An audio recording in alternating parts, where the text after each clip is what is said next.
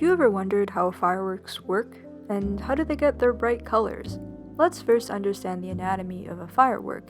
Now, back when they were first invented in about 600 to 900 AD, fireworks were long tubes of bamboo stuffed with gunpowder.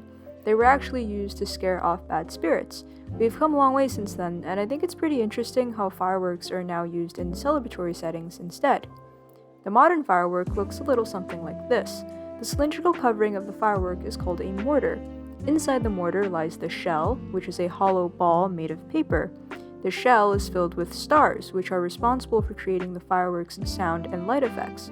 Towards the bottom of the shell is something called a lift charge. The lift charge is made of black powder, a special type of gunpowder containing 75% potassium nitrate, also known as saltpeter, 15% charcoal, and 10% sulfur.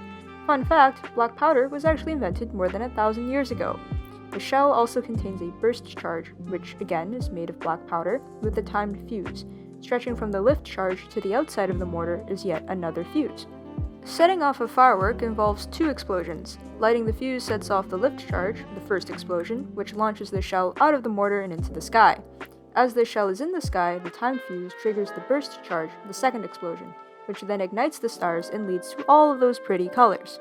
This begs the question, what are in these stars? The answer? Metal.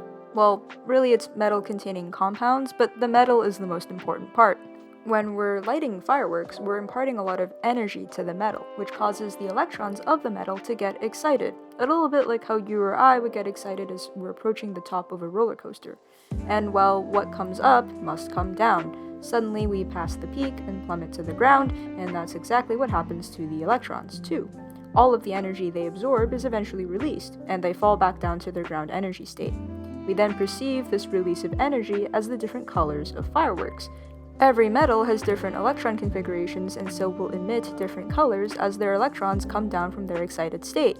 For example, calcium emits the color orange, sodium emits a yellow glow, barium emits green light, copper emits blue, and magnesium, titanium, and aluminum emit white. Going back to the roller coaster analogy, I guess this emitted light energy is a bit like how we tend to yell our heads off when we're rocketing down from the top. Finally, the fun patterns of fireworks are determined by how the individual stars are arranged in the shells. And that's how fireworks work.